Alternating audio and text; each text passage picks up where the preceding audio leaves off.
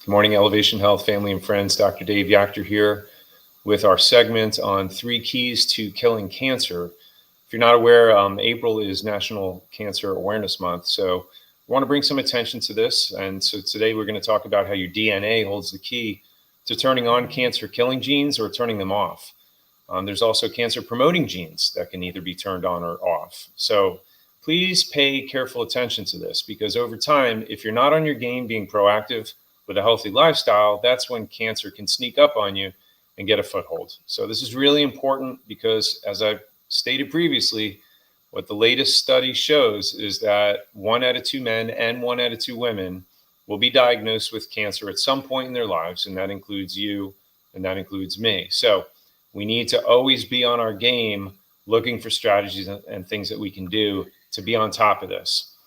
So the first key to killing cancer, number one, is managing your sugar. Now, many of you may be aware of this, but the reality is that cancer only has one primary cause, and that is the replacement of the respiration of oxygen in normal cells. Basically, normal cells use oxygen to respire and metabolize. And in cancer cells, there's the fermentation of sugar that catalyzes the metabolic process there. So one great example of that is the PET scan. When a cancer patient has a PET scan, for example, the radioactive isotope that's utilized to detect the cancer is comprised largely of sugar. So that gives us a really good image of where the uptake of sugar occurs the most, that is being metabolized by the cancer cells. So therefore, if you reduce your sugar or eliminate your sugar, you're not giving anything for the cancer cells to feed on, and you can basically work towards starving cancer out of the body. That's point number one. Point number two, key number two to killing cancer, is alkalizing nutrition.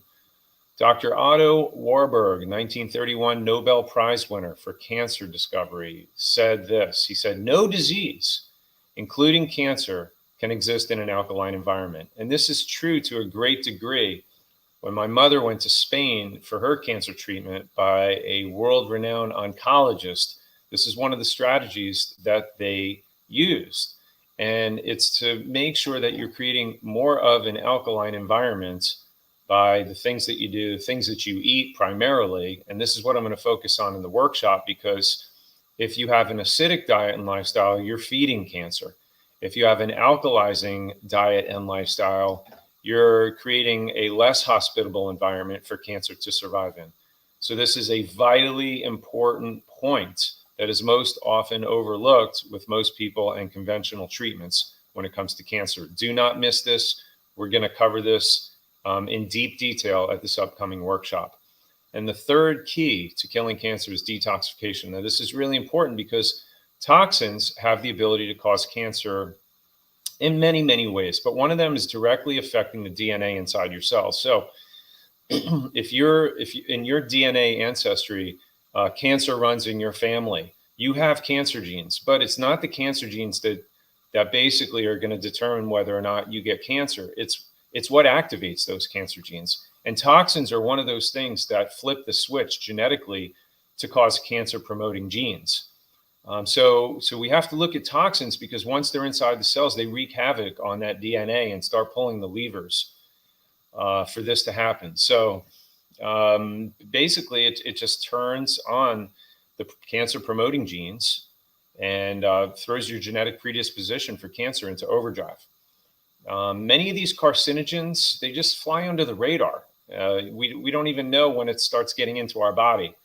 I mean, we're well aware of the things in our external environment, but our internal environment, such as sudsing agents for our soap, shampoo, toothpaste, many of us are not aware of.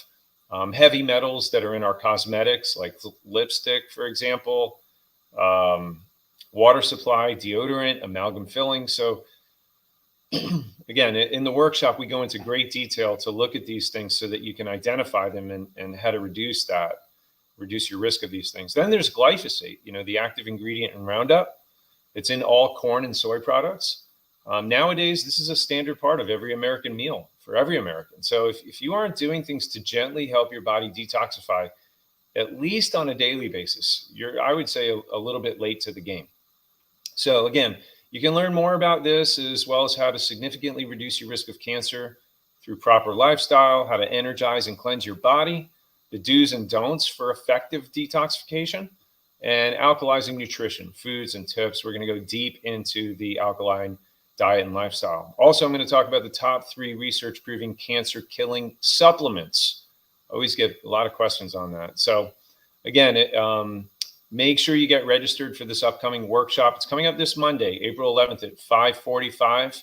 Click the registration link found in the description box below, or call the office with the number in the banner that's going across the screen. Or if you're in the office right now, stand up, just walk over to the front desk.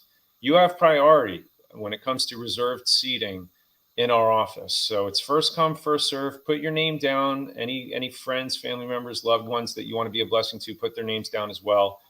Seating is filling up fast, and we encourage you to register early, register now. And I look forward to seeing everybody there. It's going to be an awesome, life-changing event. Thank you for joining me today. I love and appreciate you. God bless.